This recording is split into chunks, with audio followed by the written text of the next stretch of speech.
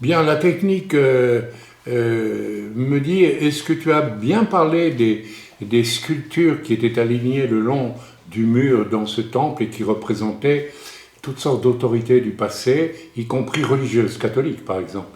Alors oui, bien, je rappelle tout le long des murs latéraux de ces pièces, qui n'étaient pas très grandes d'ailleurs.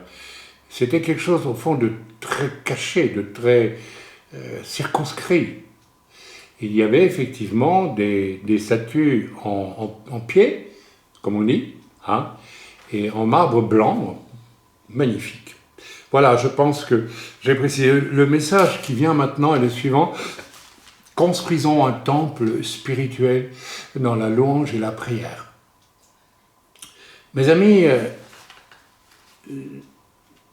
un phénomène m'est apparu et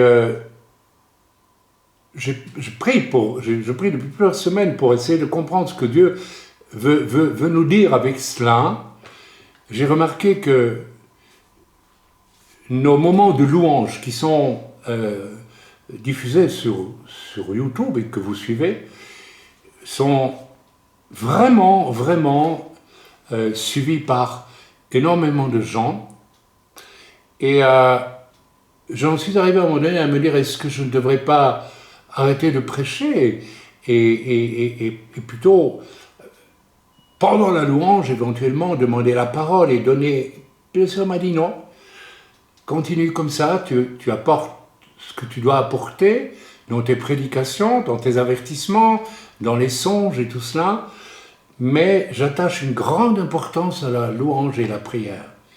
Alors, aujourd'hui, suite au songe que j'ai eu ce matin, le Seigneur m'a fait comprendre quelque chose d'extraordinaire, je dis bien d'extraordinaire, c'est qu'il nous donne une mission.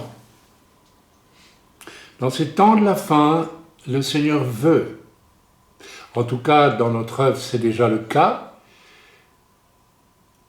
que nous nous rendions compte que chaque réunion où nous louons le Seigneur, où nous le prions de tout notre cœur, tous ensemble, dans une unité vraie, et pas une fausse unité. Je ne suis pas en train de fustiger les églises qui ont sur l'estrade 6, 7, 10 chanteurs et qui ne sont pas nécessairement en communion, vu la distance, et qui sont plus en communion quelquefois, il faut bien dire, peut-être avec leurs instruments qu'avec le Seigneur lui-même. Je me trompe peut-être complètement, je ne juge personne, mais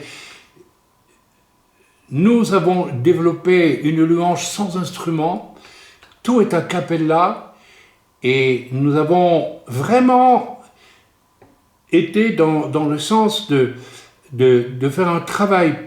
J'ai fait un travail pastoral important pendant 3 ans maintenant, 2 ans, 3 ans, et on a vu vraiment un travail très profond, grâce à Dieu bien sûr, de sanctification parmi nos membres, et ça continue d'ailleurs. Et du coup, la louange et la prière véhiculent quelque chose que les gens aiment visiblement, des gens venus de tous bords, et la plupart, selon les commentaires que je lis, les mails, etc., des gens sans église, des gens profondément déçus, des gens qui m'écrivent, moi de toute façon, mon pasteur et sa femme ont décidé d'arrêter l'église comme ça, voilà, pourquoi on ne sait pas. Et j'entends ça de partout. Il y a un effondrement de beaucoup de choses.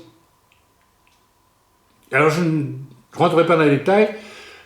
Et le Seigneur m'a dit, lance un appel. Que tous ceux qui sont isolés, vous pouvez nous rejoindre via Zoom pour louer le Seigneur et le prier avec nous chaque samedi. Et si vous ne nous rejoignez pas via Zoom, chaque samedi avec nous, chaque Shabbat, prenez un temps, si vous voulez, avec nous, en même temps que nous ici, nous louons et nous prions, pour louer et prier le Seigneur, en laissant l'Esprit de Dieu vous diriger dans la prière. Mais il faut pas seulement louer Dieu, il faut l'adorer, il faut vraiment rentrer dans cette dimension d'adoration. Le Seigneur veut inviter un maximum de personnes à se joindre, que ce soit en direct ou pas.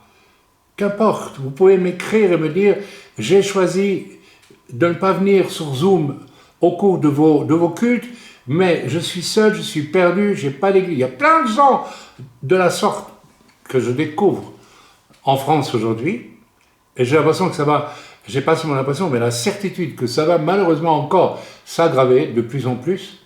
Mais je vous invite à former avec nous une vraie tour de prière, une unité d'amour et de prière et de louange, afin d'être d'être investi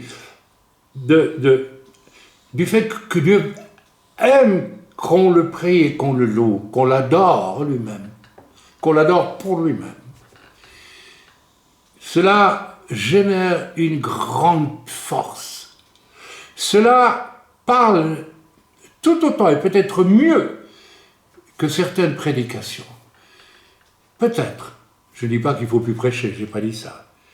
Donc voilà, je vous invite, qui que vous soyez, si vous êtes loin et que vous êtes seul ou que vous n'êtes pas heureux de voir comme une sœur m'a écrit en nommant une certaine église que je ne nommerai pas, où elle s'est enfouie tant l'hypocrisie était noire. Alors si vous êtes dans ce cas, ne restez pas isolé, faites simple chose, chaque samedi, chaque Shabbat. Et le Seigneur m'a dit aussi, le fait de me louer et de prier le jour qui est mon jour, dit le Seigneur. Et de plus en plus de chrétiens le pratiquent ce jour-là. C'est le jour de Dieu que Dieu a donné, et ça n'a jamais été le dimanche. Tant pis, vous allez rencontrer des détracteurs de toutes sortes pour nier la chose, alors que c'est écrit noir sur blanc dans le décalogue. Ok. Alors certains diront, oui, c'est pour les Juifs. Ah bon, c'était pour les Juifs qu'il ne faut pas convoiter la femme de son voisin, qu'il ne faut pas calomnier, qu'il ne faut pas mentir, qu'il ne faut pas tuer. Donc si c'était pour les Juifs, ben, c'est peu pour nous, donc on peut tuer. En fait, c'est absurde. Bon, tout ça, bon.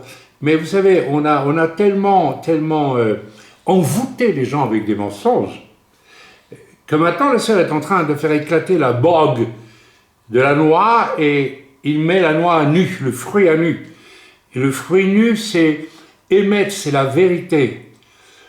Et si vous voulez nous joindre, vous joindre à nous, simplement, chaque Shabbat, que vous le fassiez au matin, vous le fassiez l'après-midi avec nous, vous le fassiez à un autre moment, qu'importe, si possible, l'après-midi avec nous à partir de 15h, eh bien, faites-le. Et si vous désirez être invité à participer en direct avec nous, eh bien, je vous invite tout simplement à écrire à l'adresse suivante que je vais vous donner, je vais vous épeler, je vais vous la dire et puis vous l'épeler, etzbetzion@yahoo.fr. Alors, je bois un peu et je vous épelle Etzbetzion, E-T-Z-B-E-T-Z-I-O-N yahoo.fr.